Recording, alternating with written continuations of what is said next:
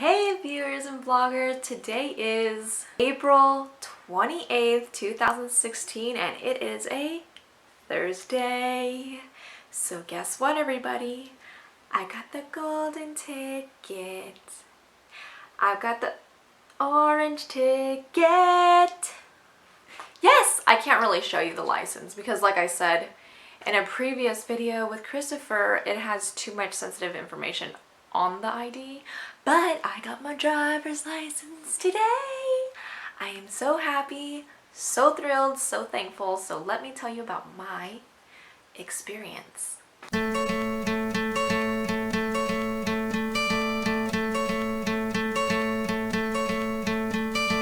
Alright, so we kind of showed up there pretty early. I think we were there around 6:30 or so. But I literally walked around for an hour looking for this place because there's signs leading up to it, but there's like so many detours and it moved buildings like I want to say a couple weeks ago, and it was just majorly crazy. And there's no signs. Like when you get to the area that it's at, there's no sign saying, hey, we're around back. No, you're just like expected to walk around and kind of be like, well, I hope I found it. But Christopher helped me find it and I was able to make it on time. I was actually super early. I think I was sitting in the waiting room around 8-ish and the test didn't start until 9. So, you know, as you can imagine, I was very, very tired. I'd woken up at 5 o'clock in the morning and I didn't go to sleep until like 1 or maybe even 2 the night before because I was so nervous that I was just gonna fail because this is a big deal. Like my husband doesn't get much time from work, so this is really my only chance. So I'm sitting there and this is the first time I ever looked at the study guide and I'm like, okay, if I just soak up as much information as possible right now, hopefully I just pass, you know, like if it's meant to be, it'll happen. You know, my brain will just suck it up and it'll spit out all these things when I need it. That's what I had in my brain. And to be honest, I'm really bad at tests. Any test I've ever taken in my life, I usually fall asleep during them because I just work myself up so much the night before that I can't actually stay awake during the test. I know that sounds so awful, but it's how I am. So anyway, a lot of the signs, well, a good amount of the signs look the same. In example, the pedestrian walking looks just like no pedestrian walking.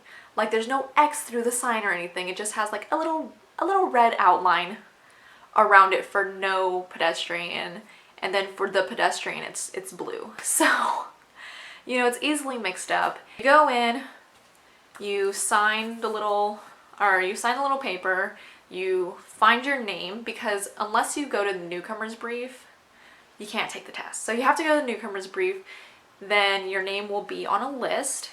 You highlight your name on the list and you find your seat. They pass back these tests and like you'll have A, the person next to you will have B, and then the third person will have C. And it's just to kind of eliminate any cheating. They give a little orientation like, okay, you only have this many questions to fail, blah, blah, blah, blah, blah.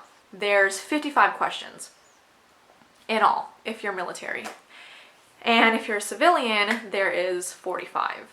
So the first part of the test is 1 through 20, and it's like scenarios and like traffic laws and things like that. Like, does everyone need insurance? Yes, they all need insurance. That is multiple choice. And then the second part of the test, 21 through 45, was the different signs. And one of them wasn't even on the study guide. And I think that's the only one that I got wrong. Because on the first part of the test, you're only allowed to get 4 wrong, and then on the next test, you're only allowed to get 5 wrong. So, I mean, that's pretty reasonable, I guess. But, you know, being someone who just studies right before the test, you know, it just made me feel like I probably got it wrong. So, anywho, I took the test, and a few of the questions kind of threw me off. Like, they ask you to convert miles into kilometers and things like that, and I've never really been good at math, excuse me, so I just kind of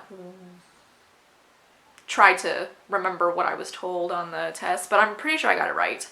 So 50 miles per hour is like 80 kilometers. Anywho, So we're all in the waiting room and everyone is talking about how they probably failed because, you know, like a lot of people apparently failed this. I know I was speaking to somebody else about it and they were saying that it was a lot of people that failed. So everyone was kind of nervous and we go back inside and only 9 people failed. 9 people out of a whole classroom full of people. So that's actually really good. And I was so nervous that they were going to call my number, but they didn't. So, because when you file back in, they call off the last 4 of your social of the people that failed. So we're all sitting here like thinking we're gonna get embarrassed because we're gonna get called to the front of the class to leave. But thankfully I did not fail. I'm so thankful I didn't fail. Yeah, I mean, it was a lot easier than I thought, but like I said, some of the questions tripped me up. So after that happens, then he talks for a little bit about road safety or whatever, and then you stand in line and they test your reaction to like a red light, and then they test your eyesight. So when testing for the red light, I was so freaking nervous and my foot kept overstepping the brake pedal, and so he gave me 3 chances, and on the 3rd try I actually got it. But I was just like thinking way too much into things, and I was just overly nervous, overly excited that I actually passed the written part. Well, anyways, the eye test was reasonably easy. I mean, I'm wearing glasses that I've had for like well over a year, and I should be wearing my new glasses. It's just that whenever we were on the plane over here, I slept on them and they're all like crooked and stuff, so I have to get them fixed. Going back, after you do the reaction and the eye test, they make you watch a video, and it's really just like a video basically saying that Korea doesn't really care about the law. There's been more child deaths in Korea than America, like 5 times more, because children are taught that if they raise their hand in the air when crossing the street, cars just stop for them, and people don't always stop. So yeah, be aware. Like, they're very unpredictable. Like, the whole entire video they repeated expect the unexpected like at least 20 or 30 times in this 20-minute video. And at the very end, the guy was like, the only way to stay safe in Korea is to be dead. And I was like, what? But anyways, that was my experience with the driver's test. I did it. But now I'm like really nervous about that last thing that was said in the video. Hopefully nothing happens. Anyway, I hope you have a great day and that you learned something new. I'll see you tomorrow for my 17-week appointment. Bye-bye.